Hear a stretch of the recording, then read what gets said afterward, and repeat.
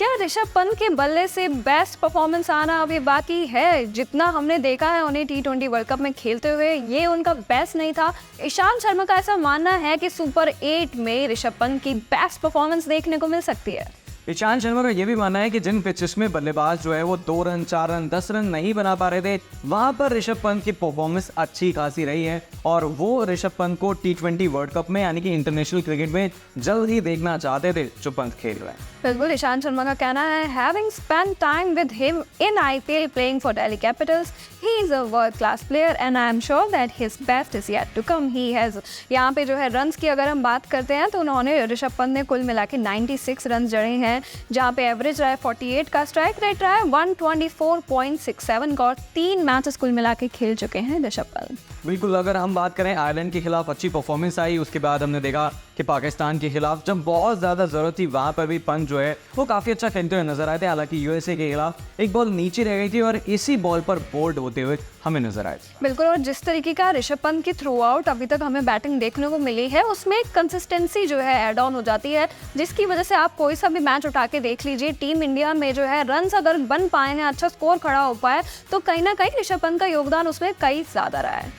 बिल्कुल, तो सवाल यही बनता है कि क्या टीम इंडिया जो है वो वर्ल्ड कप का फाइनल खेलती हुई नजर आ सकती है? भाई जवाब जो है वो हाँ में होने वाला है, क्योंकि ग्रुप अगर हम A को देखें जो सुपर 8 का ग्रुप है उसमें बांग्लादेश बहुत स्ट्रॉन्ग टीम नहीं है, अफगानिस्तान बहुत स्ट्रॉन्ग टीम नहीं है और ऑस्ट्रेलिया से अगर हम मान लीजिए हार भी जाते हैं तो 3 में से जो भी 2 मैच जीतेगी वो सेमीफाइनल में पहुंच जाएगी। और देखिए, जब टी20 वर्ल्ड कप शुरू नहीं हुआ था उससे पहले बहुत सारे लेजेंड्स थे जो तारीफ करते हुए नजर आ रहे थे ऋषभ पंत की। उनकी IPL को लेकर बहुत ज़्यादा चर्चाएं छिड़ी हुई थी और यहाँ पे तारीफ भी हुई है, इस वजह से कहीं ना कहीं मोरल बूस्ट हुआ और हमें अच्छी परफॉर्मेंस देखने को मिले।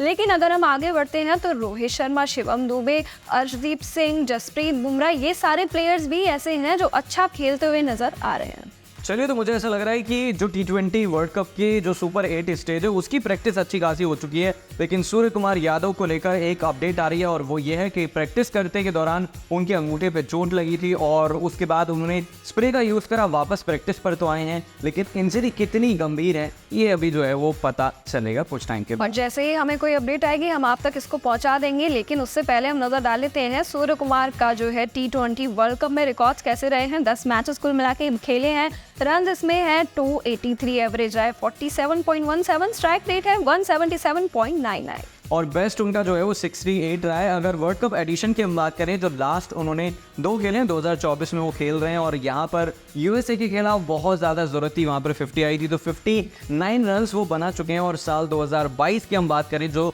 लास्ट टी20 वर्ल्ड कप था वहाँ पर उन्होंने बनाए थे 239 रन। और अगर हम बात रोहित शर्मा की करते हैं तो उनसे सवाल पूछा गया था कि क्या टीम इंडिया जो है अपने हैक्टिक स्केड्यूल की वजह से हाइडिंग बिहाइंड यानी पीछे छुपने की कोशिश कर रही है, तो उसको लेके उनका कहना है, never going to be an excuse.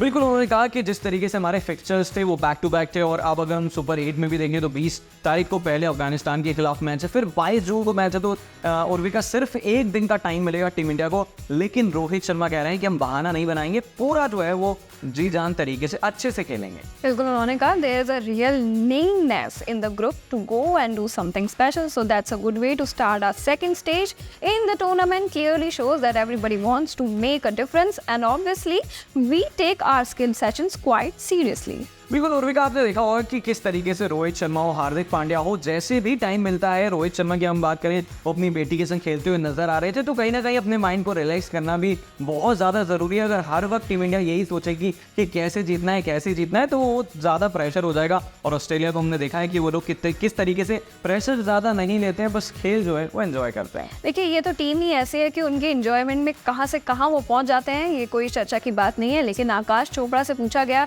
कि अपनी ऐसी टीम चुन के बताइए जो आपको लगता है कि सेमीफाइनल तक पहुंच सकती है, तो उन्होंने कहा I see it as a slightly easy pool.